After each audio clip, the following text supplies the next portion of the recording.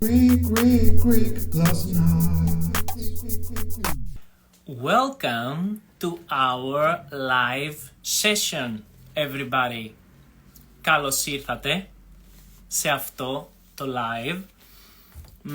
Today, I will start with a question to you all. How important is language learning? How important is learning Greek for you, for example? Also, what it means to learn a language. Is it the grammar? Is it the vocabulary? Is it the culture? I don't know. Today, I will get straight to the point. So, I have a very special and interesting guest, guys, for you today. I met her in Xanthi as she was on tour in northern Greece, and no, she is not a singer.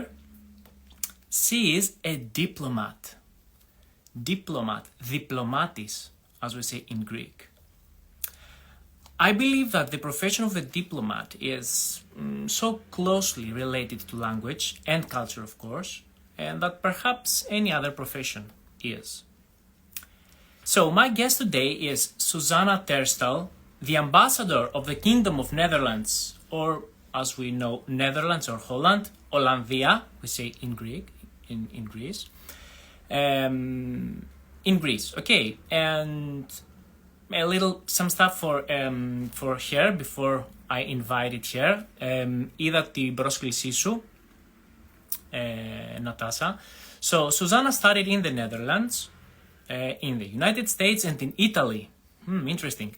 She's a lawyer and has a master's in political science, international relations, and Italian language and literature. Oh my gosh. What an interesting discussion we are going to have today. Since 2021, Susanna has been the ambassador of Netherlands in Greece, and previously she has been the ambassador to Iran, Angola, and I think other places as well. So without any further ado,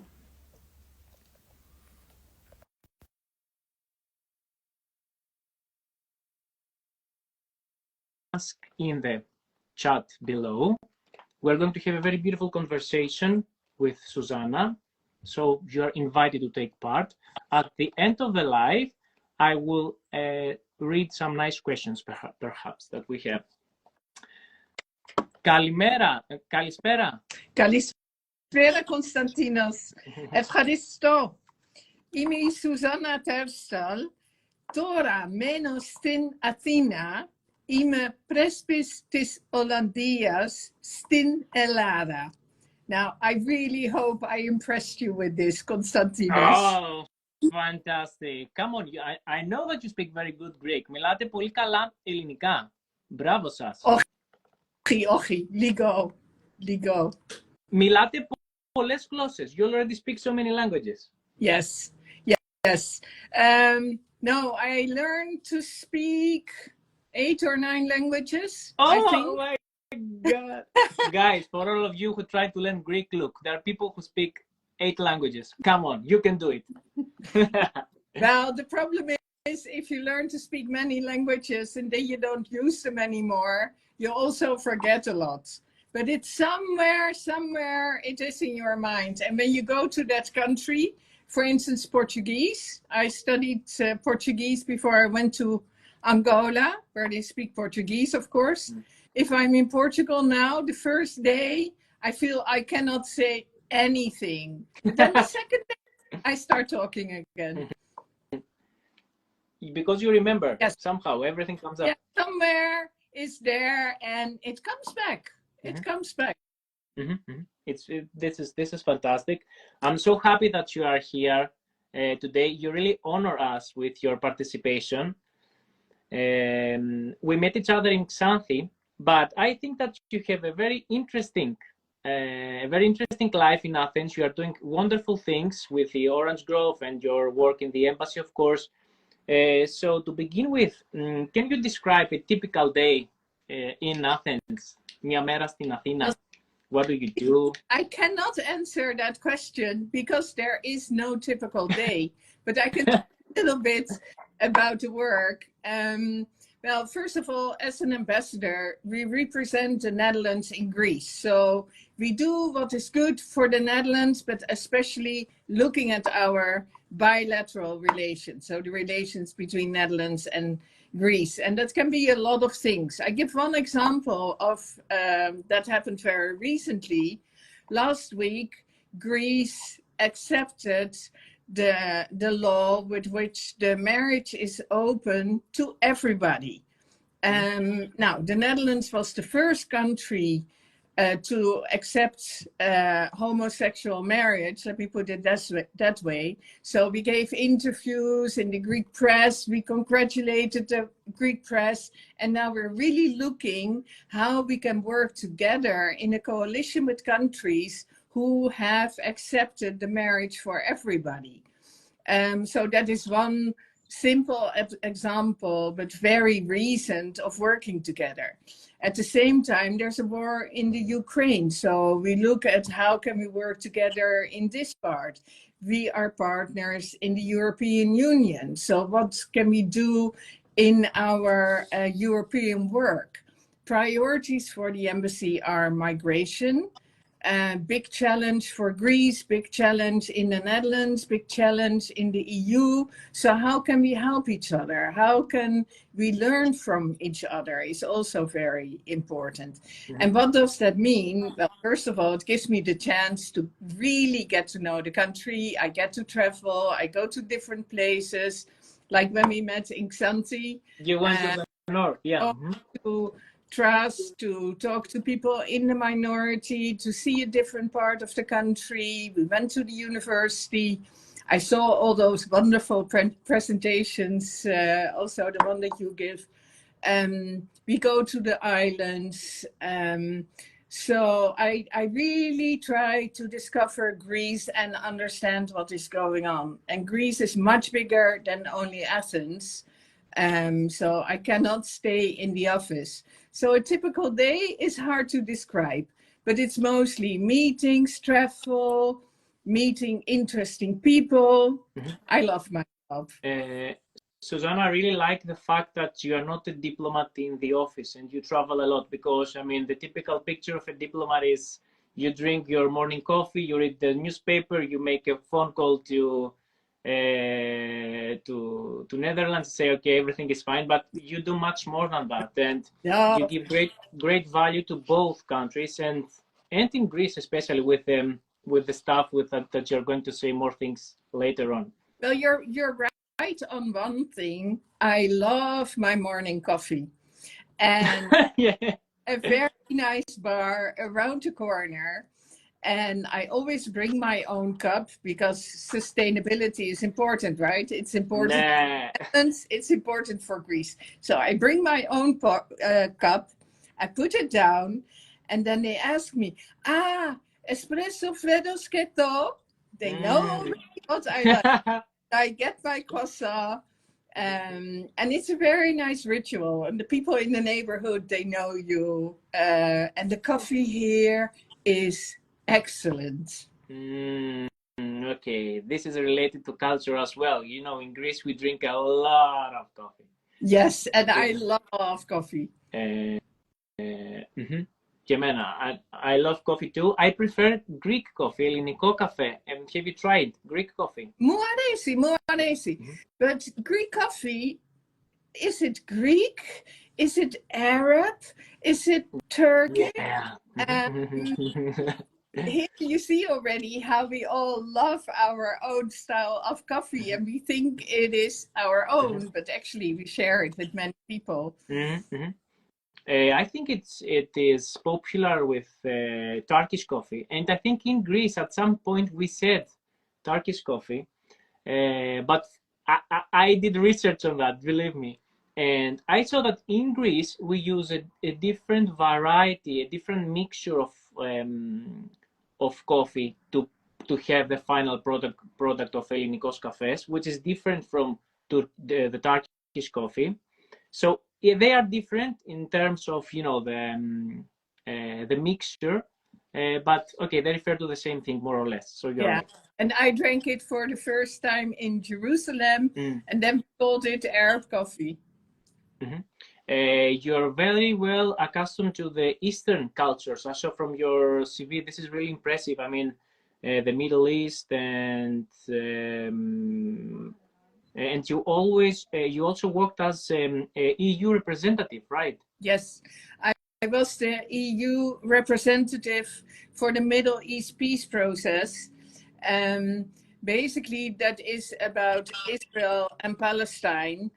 But as we see now with the war in Gaza going on, it is not only between Israel and Palestine, it really is a regional conflict.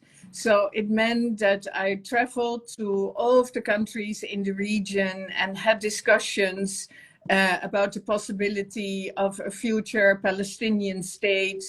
Um, so I really got to know a little bit all the other countries, What except is hap- I what know is happening in Syria. yes, I never went to Oman. wow. So with this example of the coffee, I want to say this, and you will say if you agree or not. That we see that, okay, we say Ελληνικός καφές, others say Turkikos cafes, or I don't know what else. Do you think that the language can create cultural divides, or you think that it works sometimes as a language bridge, as we can say, that leads actually to cultural understanding more than separating? What do you think? I think in general it leads much more to understanding. First of all, language, whether it's you and me speaking in any language, is about communication, that we can talk to each other, and talking always helps with understanding. But why I learned so many languages is really when you start to learn a language, you go a little bit in the head of the people, you try to understand how they are thinking, and it's fascinating how little things are perceived different in different languages. I try to think of an example, but maybe it comes back later. But it helps you when you can do your greetings in Greece. Or when I lived in Iran, I could say hello in Farsi. People think, oh, she likes our country, and it's true. Why otherwise would you make that effort? And the rest of the conversation, if you cannot do everything in Greek or in Farsi, you broke the ice, and it becomes already much easier. And by learning more languages, you understand that people think in different ways. So if I say something, that maybe that can lead to a misunderstanding. So I think that we understand each other better if we try to understand even a little bit of the other's language than by not. And language, you said about divide, sometimes in the names, it can create a difference. I give you another example, the Persian Gulf or the Arab Gulf. I lived in Iran, so I always said the Persian Gulf. Yeah. Other example, which I learned in Greece, of course, is I will always talk about the Parthenon marbles. And when I hear a British speaker say Elgin marble, I say, no, Parthenon marbles. But these are only examples about names. In general, I think language really helps us understand each other better. And I think that in Europe we have a very rich tradition, especially with the creation of the European Union. We have a very rich tradition in the fact that, okay, we are different, okay, so we have different cultures, but this is a thing that unites us well. So diversity unites, we can say, and we have a tradition on that. What do you think? When I became European, when I lived outside Europe, when you grow up in the Netherlands or in Greece or somewhere else, you look at, in my case, the neighboring countries, Belgians, they speak the same language. Some of them do, but they're different. Germans are different. French people, oh, they're very different. It's what you think initially. And then you move further away, you zoom out, so to say. And I lived in the United States, and I had French friends and German friends and Pakistani friends and Nigerian friends. But what you see that the Europeans, they do share a common culture, a common attitude. And here in Greece, as far away from the Netherlands as possible in Europe, we can also see that we share certain European values. We're both seafaring nations.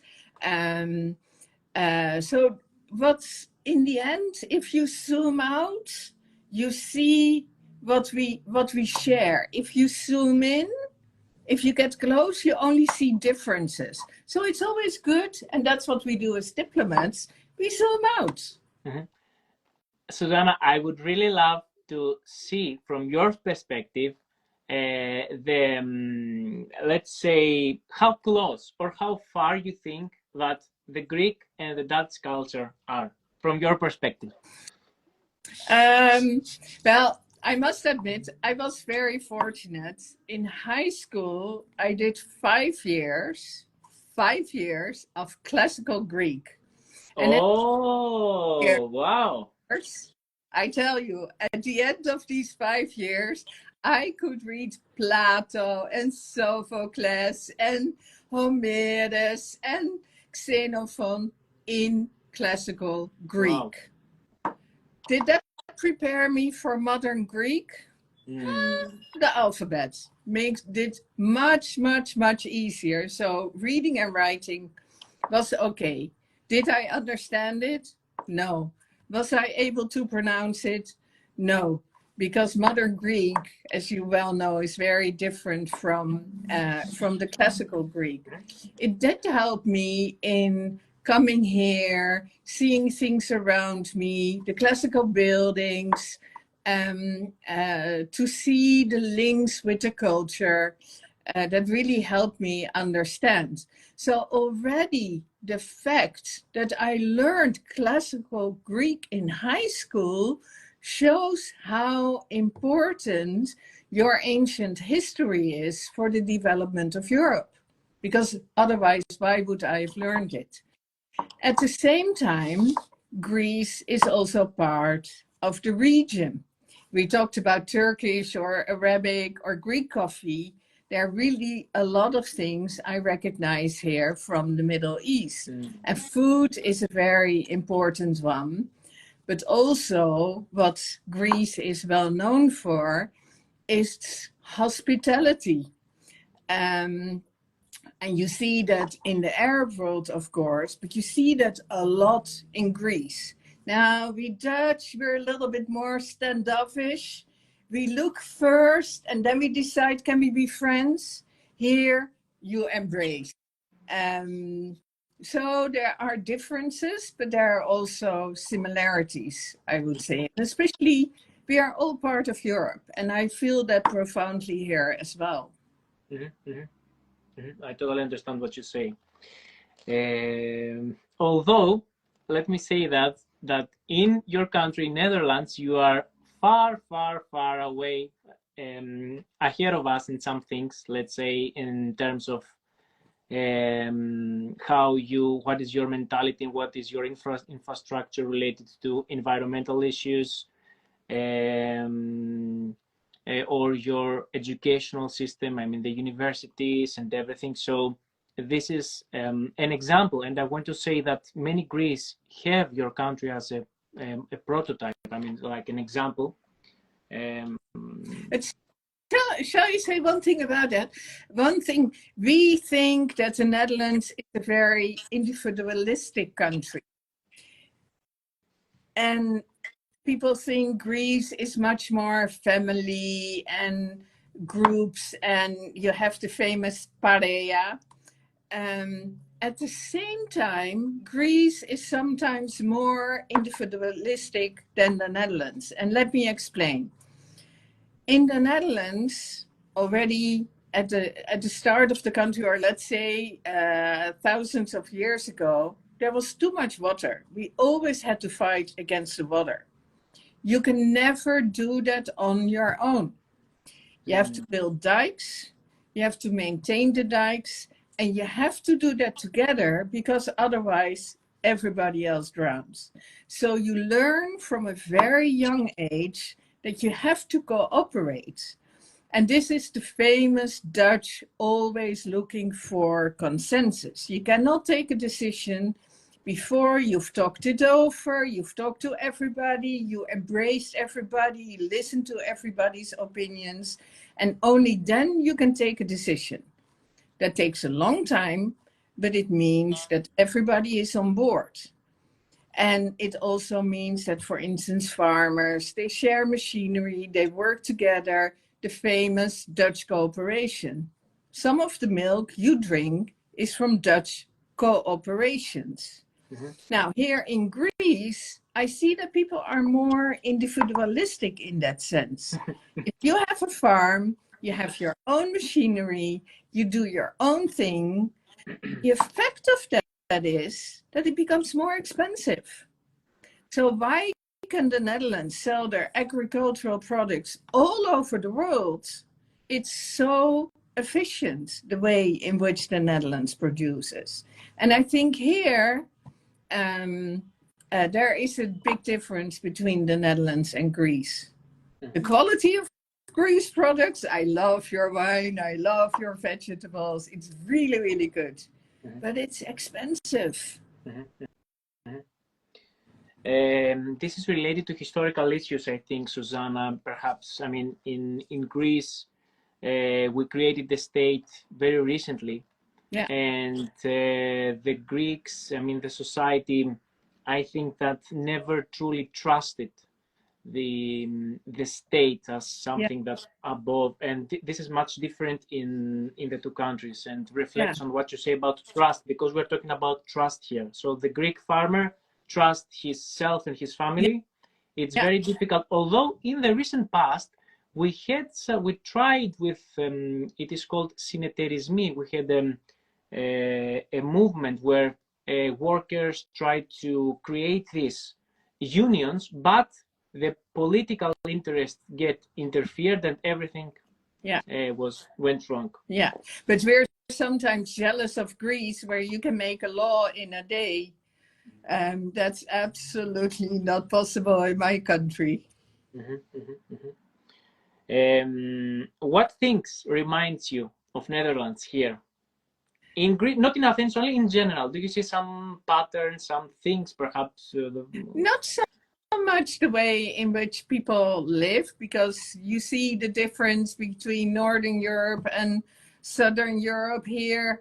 Also because of the weather, it's easier to go out to meet your friends. It's much more spontaneous. But what I recognize very much is the sea, the sand, the going to the beach, the life that evolves around the water, around shipping. That I recognize very, very much. The relationship between with the sea, you mean? And and nature, because of that. Eventually, the place that we live defines who we are, I think. Important element. And I grew up very close to the beach, so after school on our bicycles, very Dutch of course, we would cycle to the sea. Even as a small child, my mother had my sister on the back of the bicycle, I had my little bicycle, and we would cycle to the sea.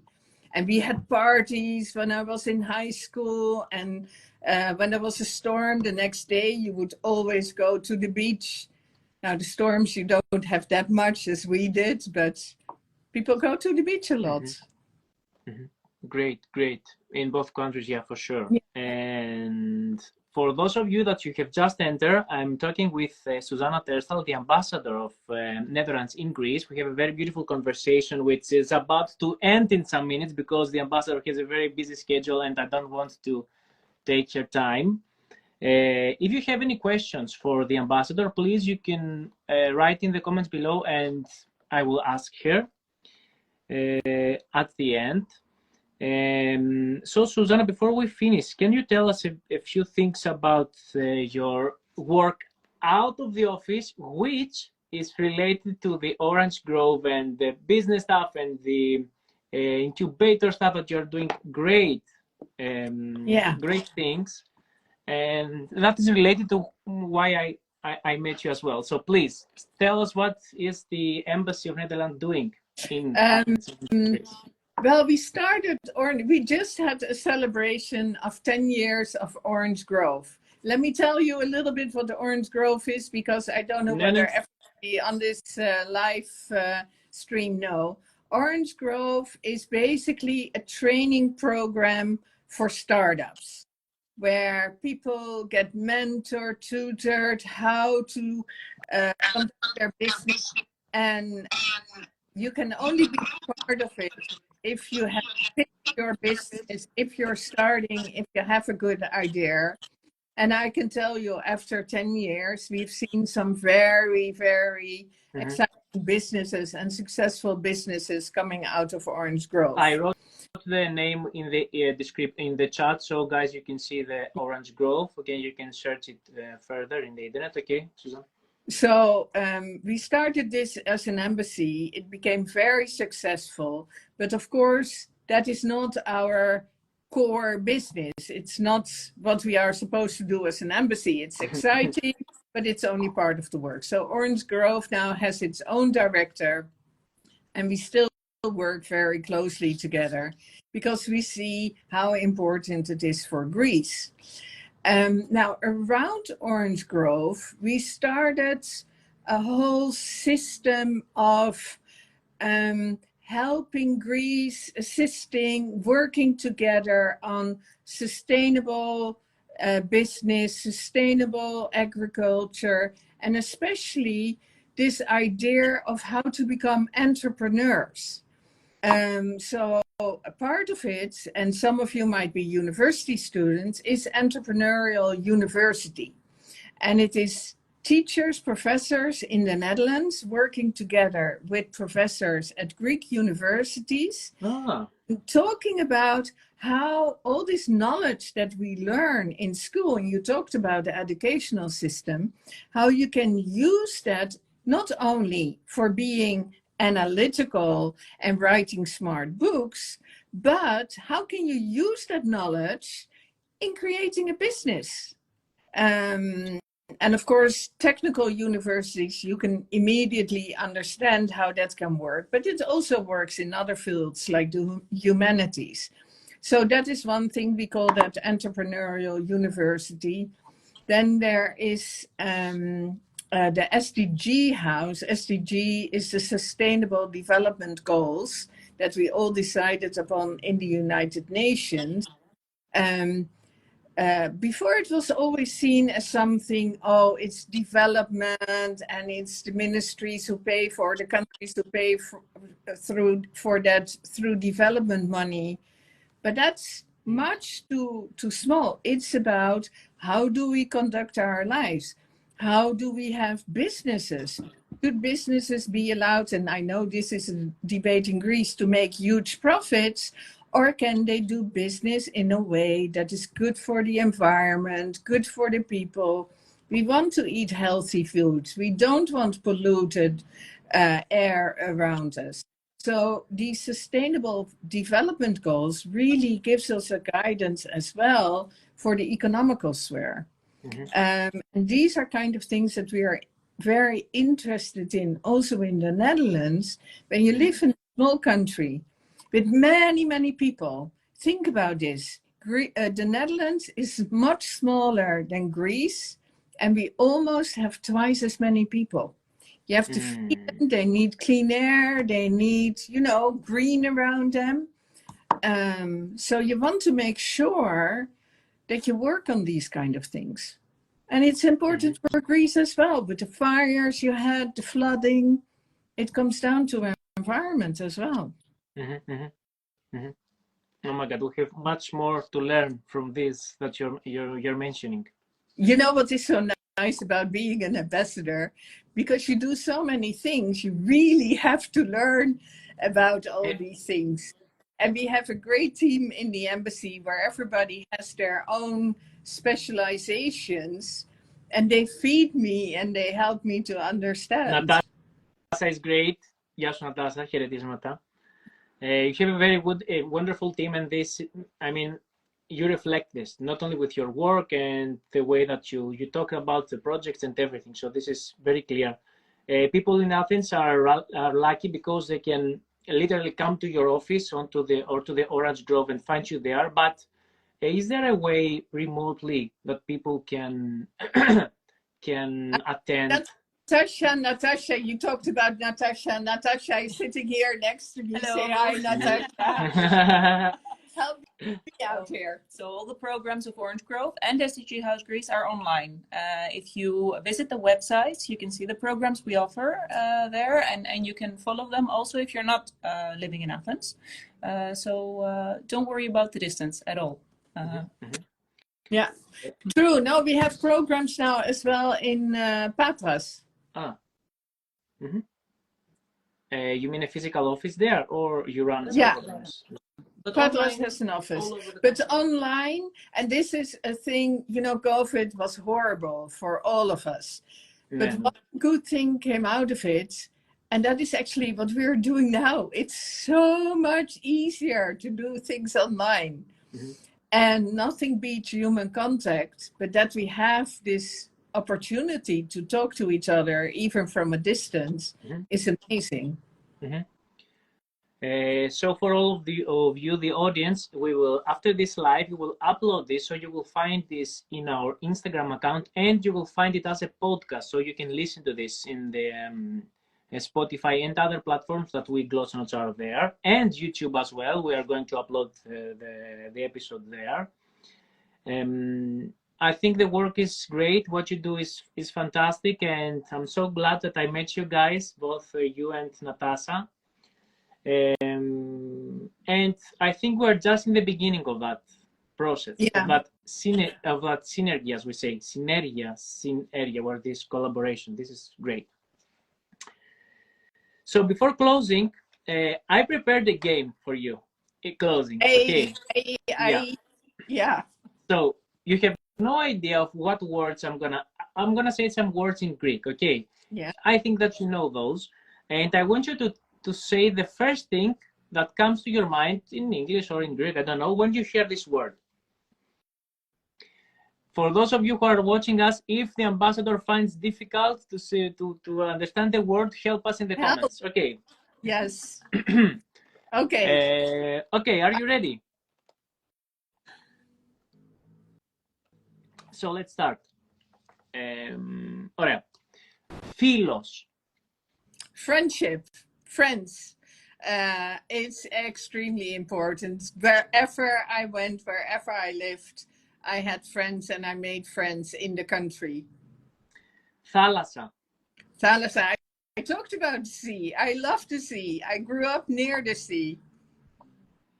Πράσινο. Prasino. Green.